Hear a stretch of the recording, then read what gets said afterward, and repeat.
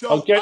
we're so excited. I mean, first of all, congratulations on the trade. Like, Zegras was a great move, man. Like, you didn't have to give up a ton. You got a kid that showed you a lot of promise. I mean, I love that move. Yeah, we're excited about it. And, he's going to drop by here tonight to meet our fans, which is pretty cool as well. Oh, So that's amazing, man. I know they're excited about it as well. And, it's the type of swing that we want to take right now as we try to, as talked about in the past, and Danny has talked a lot about, is trying to turn that corner from, being sellers to being a team that's going to acquire some talented players that can hopefully take us to the next level. And Trevor really fits what we're looking for. It's a great opportunity for him. I think it's that second chance to get a new life and a fresh outlook. And we're excited to provide that for him and looking forward to see what he can provide for us and our fan base. I mean, I close my eyes sometimes. I can imagine the wizardry going on between Michkov and Zegras on the power play. My God, dude, that could be outrageous. Well, we need that on our power play. It's hard to hide from 32, 32, and 30 over the last year. So we need some help there, and hopefully he can provide that for us. We believe he will. He believes he will, and that's half the battle sometimes. So I'm looking forward to it. I think the combinations that we now have available up front are that much more offensively inclined, and I think that's going to be a big part of where we're moving in the future. We love that. It's music to our ears. So how do you approach tonight, right? So sitting at 6 and the way the board it looks, I mean, looks like we're going to come away with a real piece. Do you look at it like, hey, it's all about the best available option with upside and not like we're going to force feed center? How do you approach it from a philosophical? Because I'm not going to ask you about players. We know that that's how it's going to work. Yeah, it's always about what fits best at that moment in time and how you project that to fit into your future. There's projection involved in every draft. You're doing the best job that you can do, that what you believe in as a staff. You're taking a lot of opinions, and then ultimately Danny will make the choice on which guy fits us best. And that's what you're trying to do. You're trying to build a team that's going to be able to sustain success over a long period of time, and you're looking for a player that can help provide that. So there's a lot of thought that goes into it. There's a ton of meetings that take place, but there's a ton of live viewings of these players that our scouting staff has really accumulated a lot of air miles this year with the number of picks that we have.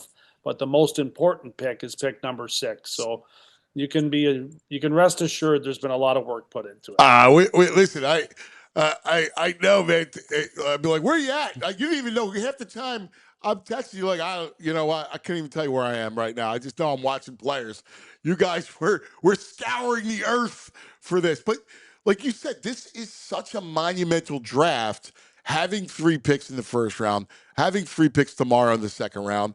I mean, this is a franchise kind of moment to really kind of get the foundation of the future. Yeah, it's really part of the way that we kind of looked at it a couple of years ago when Danny and I really got started. This was a very important year for us. This draft is an important draft. The accumulating of assets and draft capital has really taken place over the last 2 years.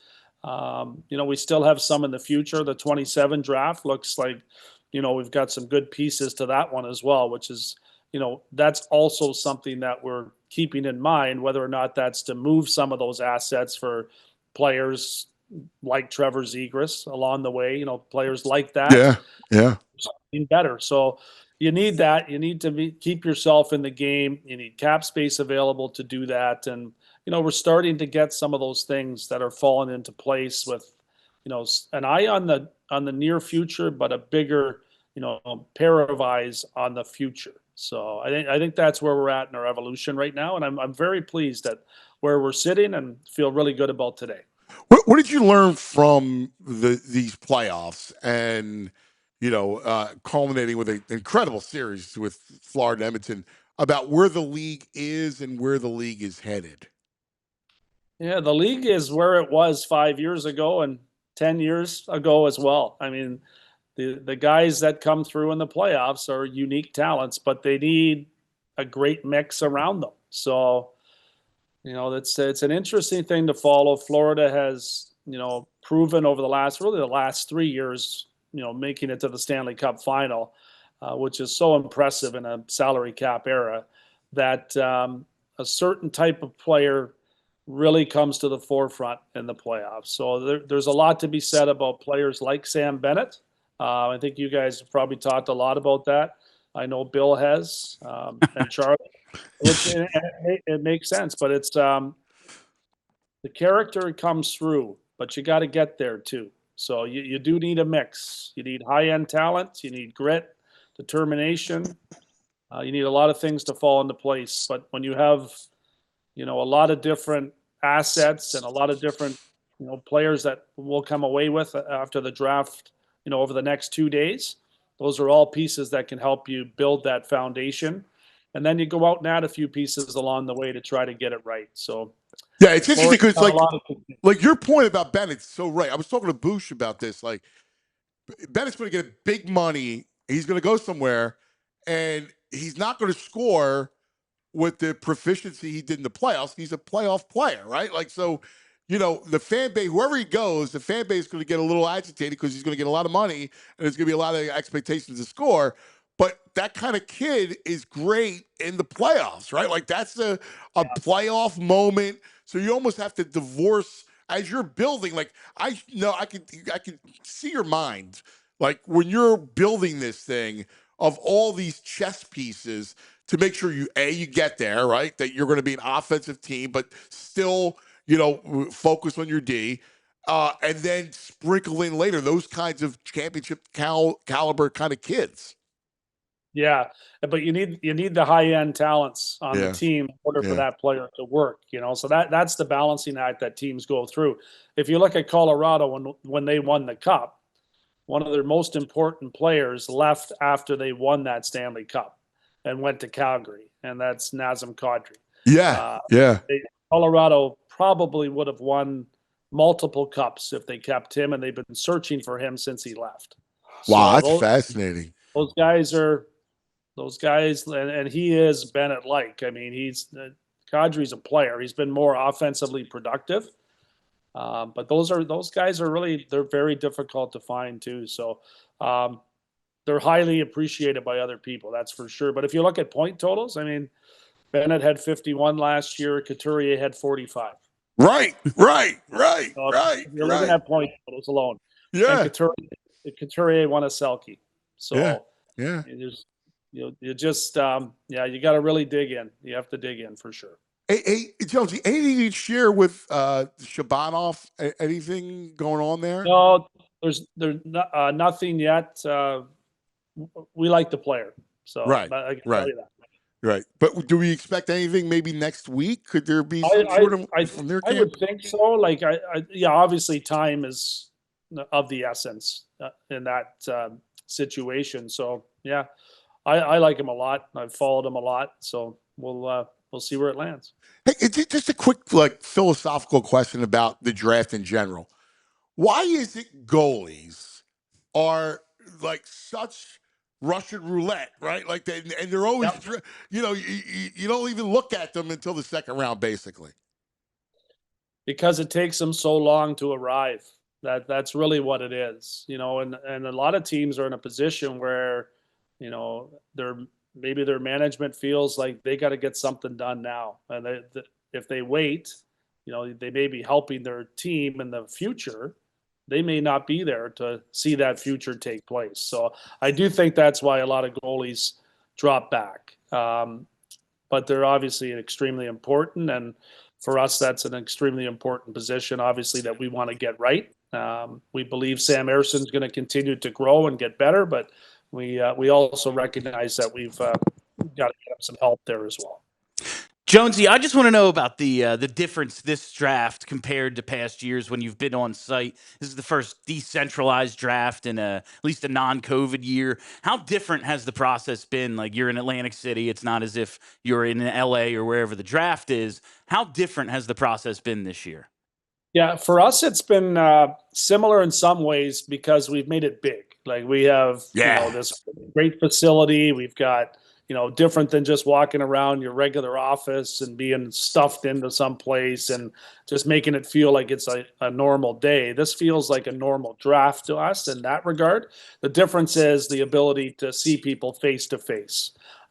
So much gets done, especially in trades, etc., when you can meet eye to eye and kind of really get a feel for what the other person is thinking. So you do miss some of that. You miss some of the discussions with agents in person, and again, meeting the players right up to the final day. Commonly, you'll have interviews at that centralized draft location where the players are available. They can come in. You can talk to them. You might bring a guy in across the hall from another team just for a decoy. Like there's a lot of different stuff that take place. So some of that has gone away. But for us, it feels great. Like we're really, really excited, really happy that we did this down here at the shore, and it feels like in many ways a normal draft. And our guys have put the work in, and I can't wait for 7 o'clock tonight to get things started. Hey, Josie, this is a franchise-defining draft. It could be. It seems like it'd be a very stressful situation for someone in your position. I am a guy who likes to relax. Like, I'm curious, how are you handling the stress, and how are you relaxing? Do you meditate, like taking long walks, listen to music? What are you doing to relax? Well, I don't listen to music. As anyone who listens to me on WIP knows that. I can't stand music, so that's not happening. Hates music. I do too. Can't stand it. Yeah, I don't even know why people enjoy it. But anyway, that's another story. That's why he's my brother. You like to talk, so that's good. I'd rather listen to that than music. But no, I don't meditate. I just breathe and enjoy life. I'm not worried about it, I can tell you that. But I'm happy about it. I know you haven't slept at all, but how many hours have you slept this week? Oh, I slept like a baby. I woke up crying every 3 hours. My brother, you are the greatest.